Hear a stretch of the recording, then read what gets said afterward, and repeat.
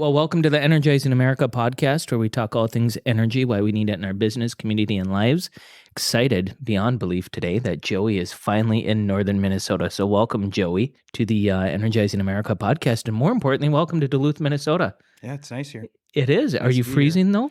Oh, yeah, especially when we went on that tower this morning. So Yeah, that was awesome. We took the crew, and this is an unusual day for Wescom. You happen to be here on a very exciting big day, big announcement for us at Wescom today. We took some time this morning to sit everyone down and brought up some Permian folks, some Bakken folks, and made the big announcement. Wescom is 100% employee owned, and it was a big day for you and for our entire team, and obviously for Jeremy and I. So we kind of, after the big announcement, decided, hey, let's show people Duluth.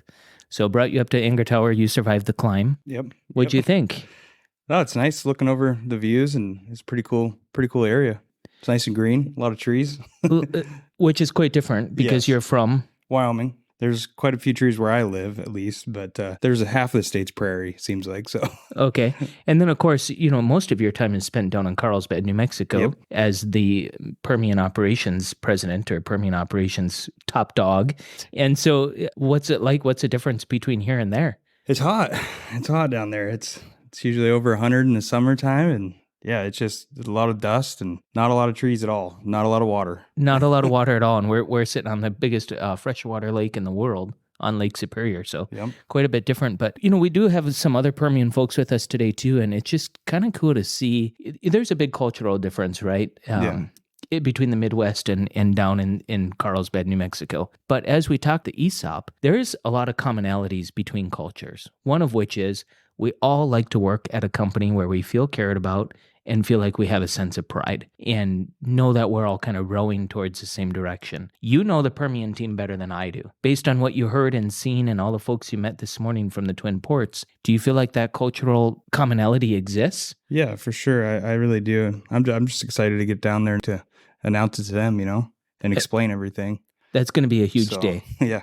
How do you think they'll react? I think some people will be a little bit confused at first, to try to understand it fully. But I think they'll just feel like Wescom's in it for the long haul, and Energizing America is actually what we're going to continue to do. And yeah, I'm just excited for it. Do you think that the employees down there already feel a sense of ownership, or is this going to fundamentally change their ownership sense? I think I think it will change their mindsets a little bit, just how money's spent, how to take care of their vehicles maybe a little better. I think it's going to help for sure.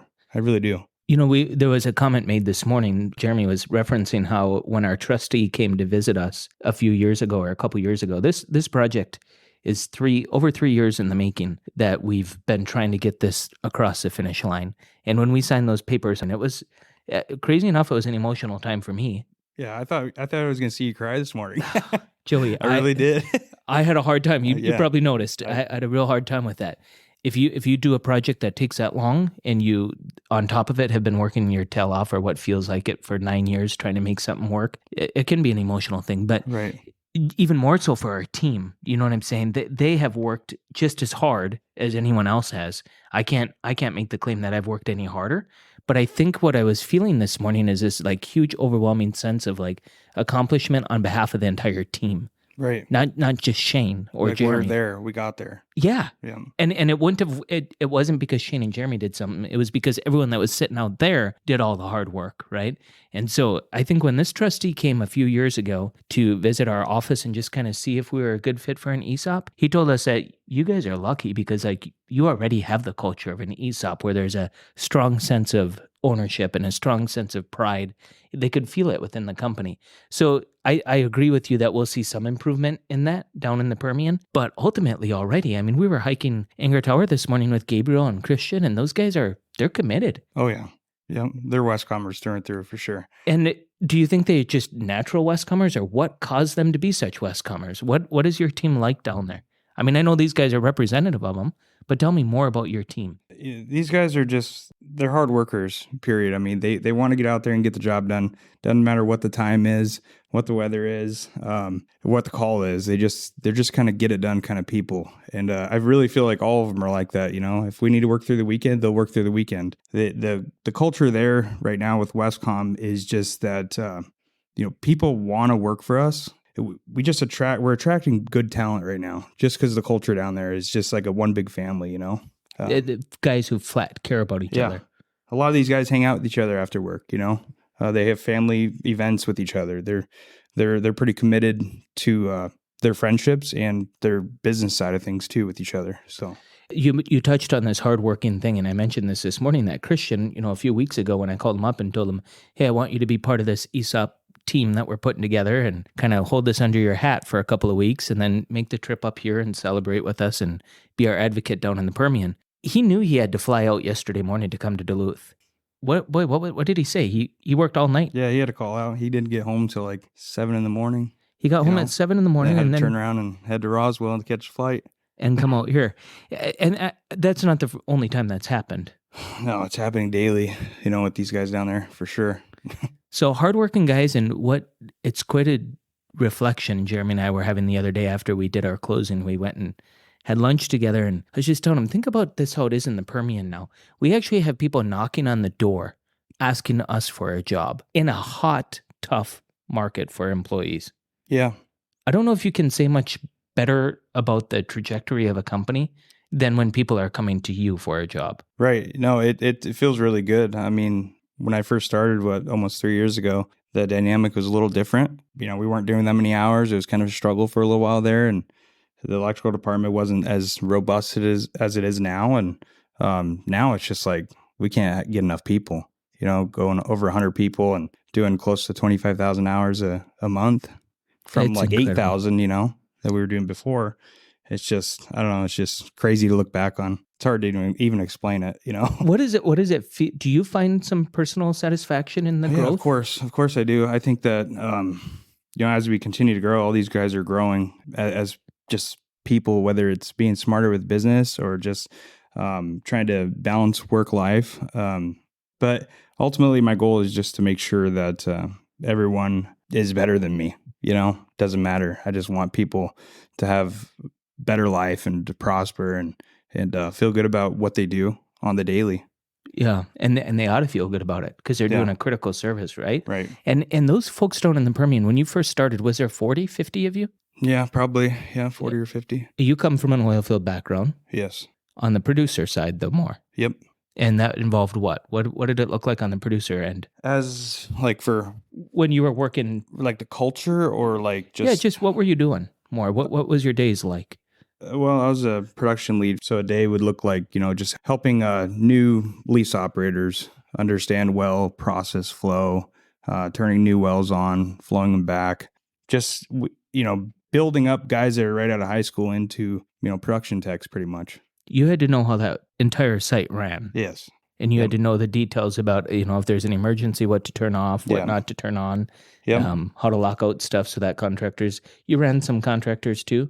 Yeah. We used Wescom, we had roustabout crews out there, mechanical crews, building different things, flow lines, just maintenance, whatever it needed to be, But yeah, we ran quite a few contractors. And then, of course, we had a management change, and you're kind of looking for a little different thing in life. So you joined our team, and within a year, we had an entirely different feel. It was so awesome to go down to the Permian and just literally feel more accountability, feel more desire to do the right thing, and just better align the entire culture there.